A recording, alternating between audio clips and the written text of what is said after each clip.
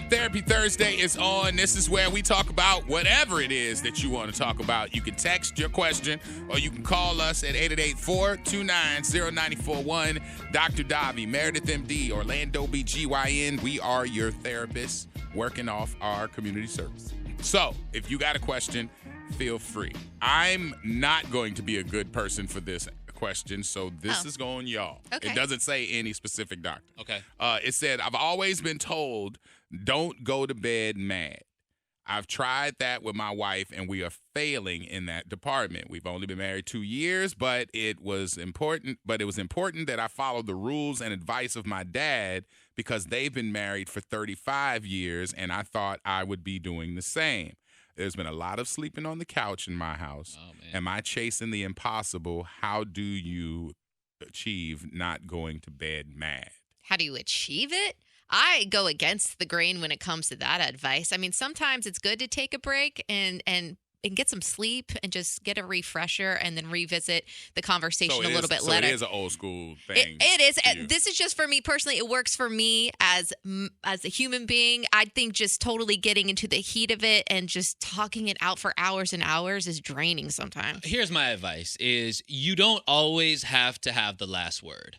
Sometimes deading the argument, even if it means you kind of admitting that you're wrong or just kind of agreeing on whatever it is that your partner wants you to change, even if you don't necessarily agree, just sometimes deading that argument and just biting your tongue. Like we said yesterday, biting your tongue is like an art form. It's a skill. And you don't always have to be the one to get your last little jab. That's hard sometimes. Yeah, sometimes just eat it so you can go to bed. Oh, man. Are you that person? It's tough. No, I'm not that person at all, but I am the person who has gone to bed mad many a night. Yeah. Like, hell, most nights.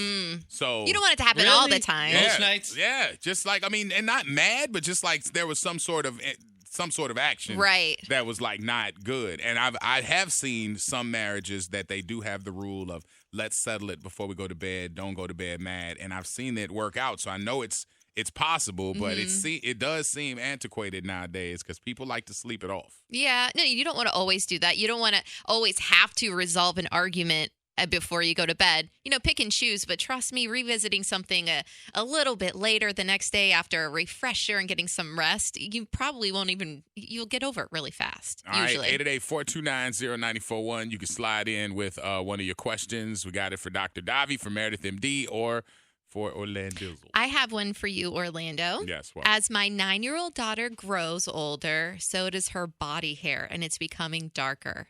I've told her she's flawless just the way that she is, and thankfully she is confident. My scare now is that the kids are going to start bullying her because of her darkening mustache, which she doesn't seem to care about or even notice, or her eyebrows. I'm trying to save her from the teasing because I know it's about to start. I know she's going to face it. So what do I do? I would say you do anything to help your daughter feel comfortable, and sometimes that's stepping ahead of what she's going to face. You can't have your daughter have a mustache. In school? I'm just saying. I'm not saying that it's a bad thing, but I'm saying you know how kids are. So whatever that correction is, I don't know what that is. I don't know if it's because I heard if you shave it, it comes back thicker. No, that's a wax tail. Okay. Well, I don't know. I don't know what you do, but I do know that you got to make sure that you step ahead of her because you know what? I was always told that your mentors and your people who are important to you point out the potholes that you're going to hit before you hit them. So you know your little girl is going to hit some people who talk trash. So help her do better. Like, I don't know even what before that is. somebody mentions it, like just take care of it now or just wait till somebody mentions it and then take care of it. If you know how people are, so you know what's coming. So how do you avoid that? That's all I'm just saying. I don't know what the answer is because I don't know if you're supposed to be waxing a kid or if you're supposed to be shaving a kid. Tweezing. I don't know what that is, but find something to help them because you know what's coming. You want to protect your baby. You don't want your kid to be picked on. I mean, somebody pick on your kid, you're going to be ready to go up there to school and fight. Right. So let's not fight. Okay. Let's choose nonviolence and go ahead and just do it ahead of time. Help your kid out. That's what I'm saying. I love it. We got a phone call on the line, and they are For you. Jason. Jason is on. Jason, what up? Hey, how's it going? Pretty good. What you got? What's your question?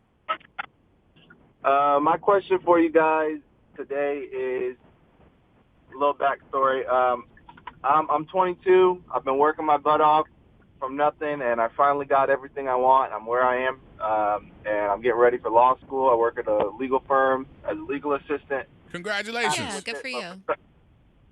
Thank you. But for some reason, I'm still feeling very lost in the process of life, and I'm sure, a lot of people feel that way. But my question for you is, what can I do to kind of help ensure myself that I'm doing the right thing, I'm on the right path, and take a moment to appreciate everything I've been able to accomplish for myself? You should be.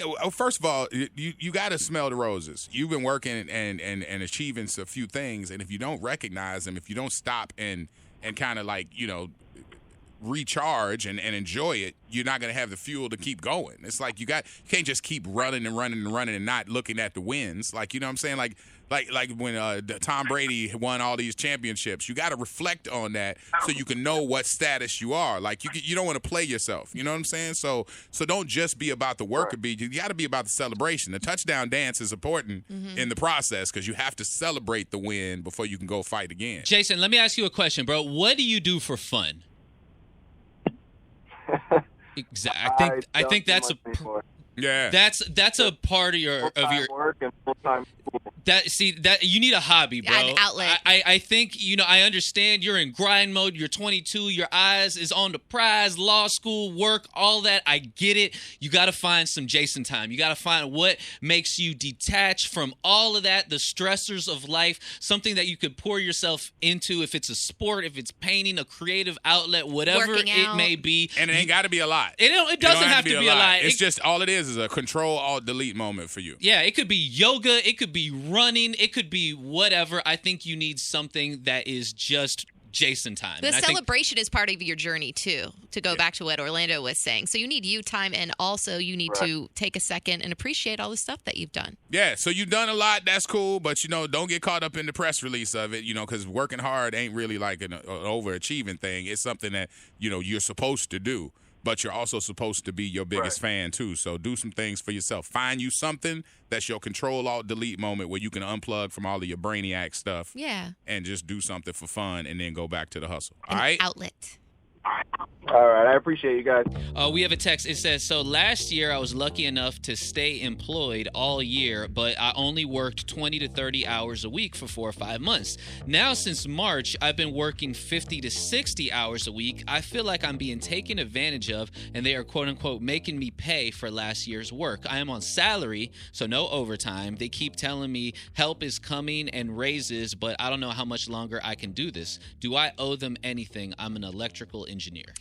A lot of jobs, even here, eliminating people or, furloughed, a lot of people had to take extra jobs on top of what they were doing, whether it was last year or happening now. And even in the airline industry, that's happening. I mean, people are just being overworked until they can actually hire more people. So it's not just you. It's a lot of industries at the moment because of the pandemic. You can also look for a different job, maybe just to put some feelers out there and see if you'll be treated a little bit better at this moment. I don't think you owe them anything. In some cases, there were like bosses that were coming out of pocket to help their employees and, in their darkest, hardest times. If that wasn't the case here, you don't owe anybody anything but yourself to put yourself in the best situation. Now, with that being said, your next move might not necessarily be the best situation. So more than anything, I think you just need to assess your situation and then assess your options and make your best decision moving forward.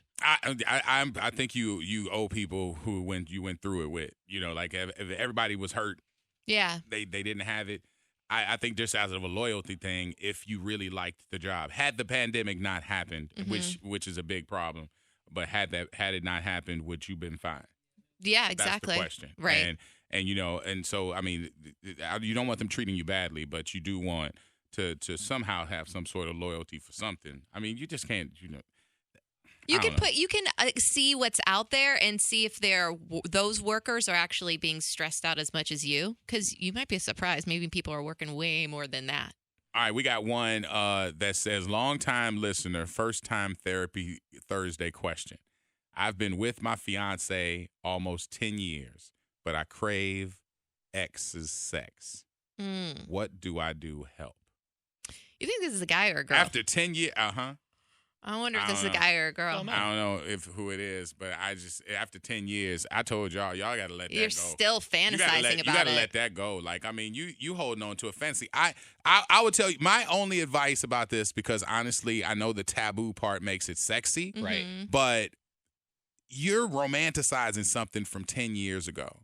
Whoever it is that you're fantasizing about is 10 years older. Their sex is 10 years older, and they're not who they were 10 years ago. Don't lose what you got now off a mental picture off of who they were 10 years ago. Right. And you mess around and have some sex with this person and ruin what you got now and realize you not having sex with Bobby Brown, who was sexy. You having sex with Bobby Brown that showed up on Versus that looked all busted in that red jacket. It's a much different thing. Right. That's different than Bobby Brown at the Humping Around tour in '89. Yeah. So don't mess up your life over that image. Keep Don't your do that. fantasy a fantasy. Let your Don't make it fantasy a be reality. fantasy. Yeah, you living your best life from 10 years ago. You think like, oh, it was great. It was, but he ain't that man But no guys more. do this all the time with the highlight reel. Let's just keep it as that. If you Why not? want to fantasize about it or think about it, you can. Let me ask you guys something building on this question. Do you think this person should move forward and get married if this is something that they're still dealing with? I do. Fantasies of the exes, sexes? Everybody if you